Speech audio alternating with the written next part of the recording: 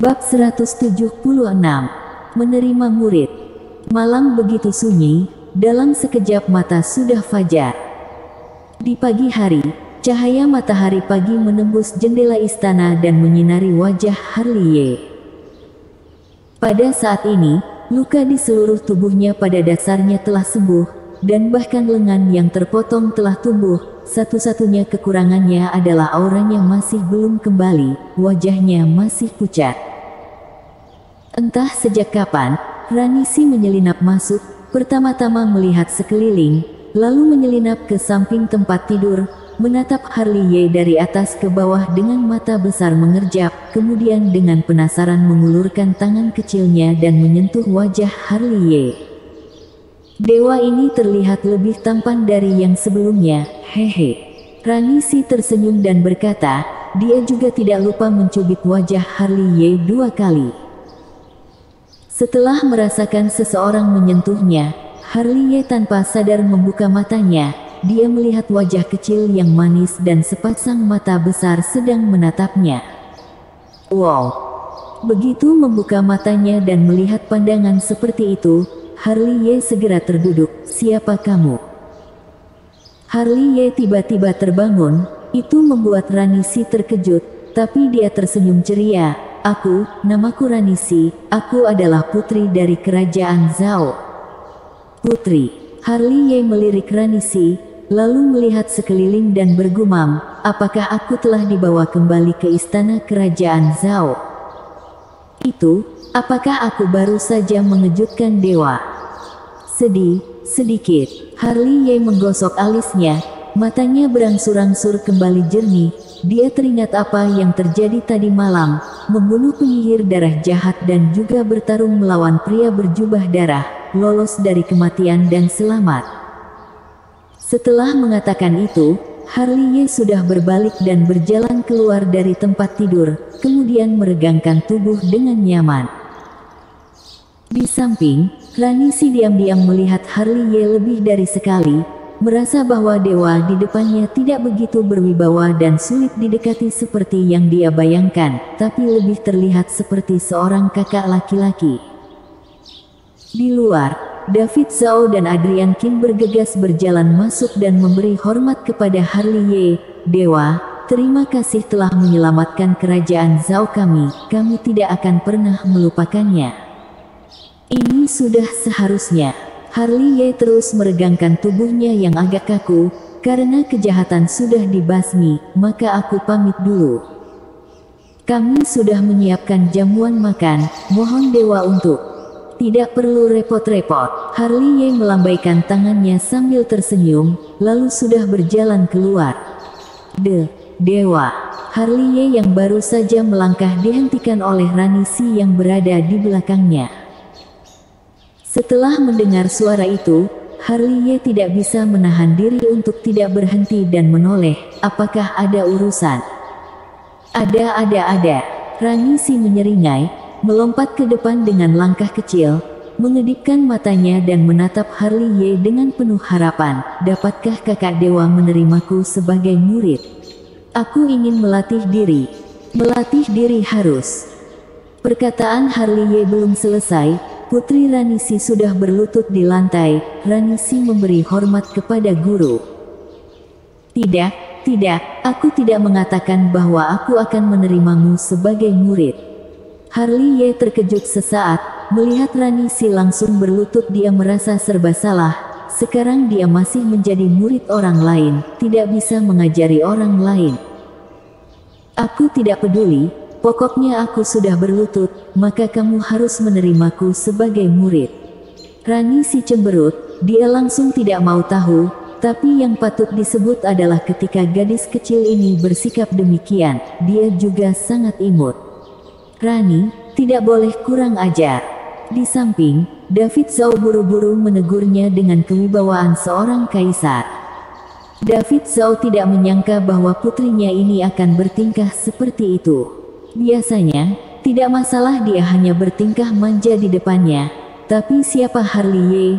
Dia adalah dewa. Kalau tidak sengaja membuatnya marah, jangankan dirinya, bahkan seluruh kerajaan Zhao akan menderita. Ayah, kakak dewa sangat baik. Jangan buat onar. Sudah.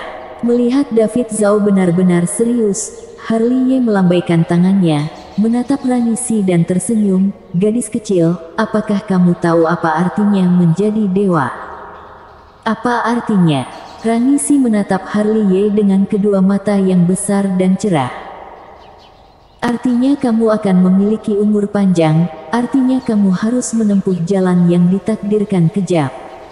Harley Ye tersenyum, mungkin kamu bisa membayangkannya sejenak, menjadi seorang kultivator, kamu bukan lagi manusia biasa, kamu mempunyai umur panjang yang tidak dimiliki manusia biasa.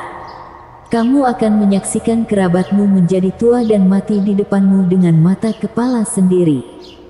Seiring berjalannya waktu, kamu mungkin tidak akan melihat orang yang kamu kenal lagi, tidak ada lagi seseorang yang akan meminjamkan bahunya untukmu menangis dan tidak ada yang akan membiarkanmu bertindak manja. Ayah dan ibu suri akan perlahan memudar dari ingatanmu seiring berjalannya waktu, hingga pada saat kamu kembali dan melihat sekeliling, rakyat dari kerajaan Zhao mungkin tidak tahu lagi siapa Rani Si. Setelah mengatakan itu, Harley Ye tersenyum pada Rani Si, kamu masih ingin menjadi kultivator. Sama seperti Harley Ye, David Zhao dan Adrian Qin yang berada di samping juga menatap Rani Si. Mereka melihat gadis kecil ini menundukkan kepala, orang yang ceria sepertinya jarang sekali begitu diam. Di sisi lain, Harley Ye telah berbalik lagi, kemudian meletakkan pedang spiritual di atas meja batu giok. Jika kamu masih ingin melatih diri, kamu dapat membawa pedang ini dan datang ke sekte Heng Yue untuk menemuiku. Setelah Harley Ye pergi, aula masih tetap sunyi.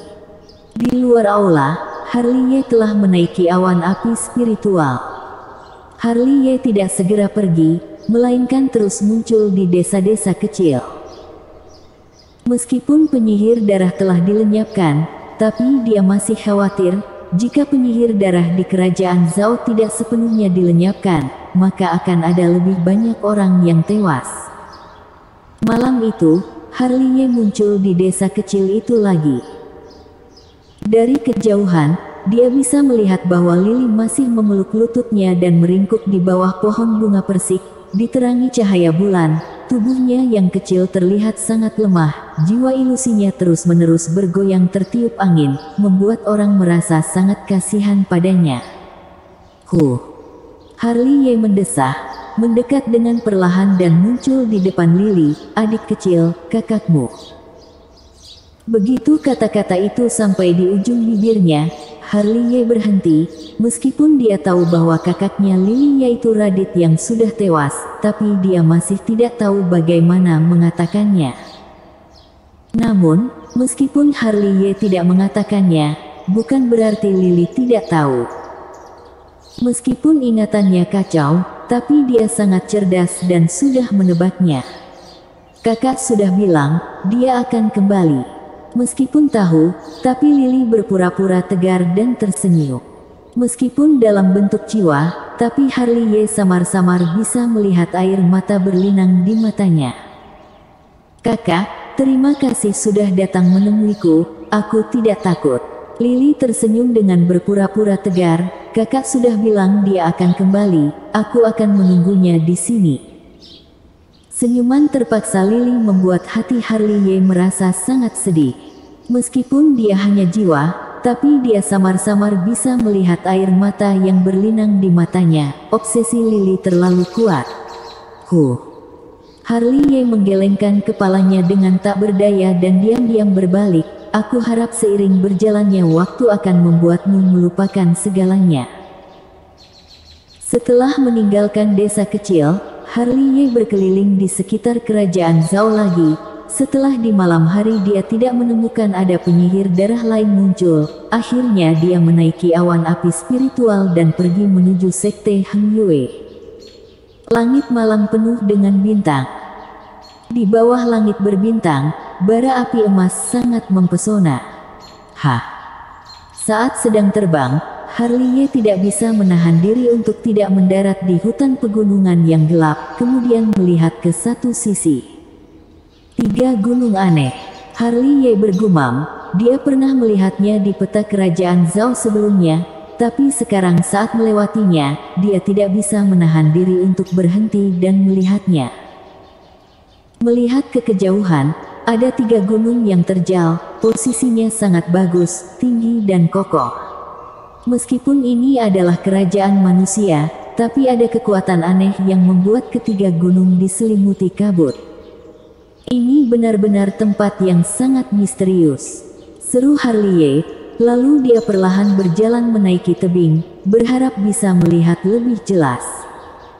Luar biasa, sungguh luar biasa. Harley menyentuh dagunya dan berseru lagi. Kelak aku pasti akan kembali dan mengamatinya dengan teliti. Setelah berpikir seperti ini, Harley hendak berbalik. Hanya saja, saat Harley baru berbalik, ekspresinya tiba-tiba berubah dan tanpa sadar mundur selangkah.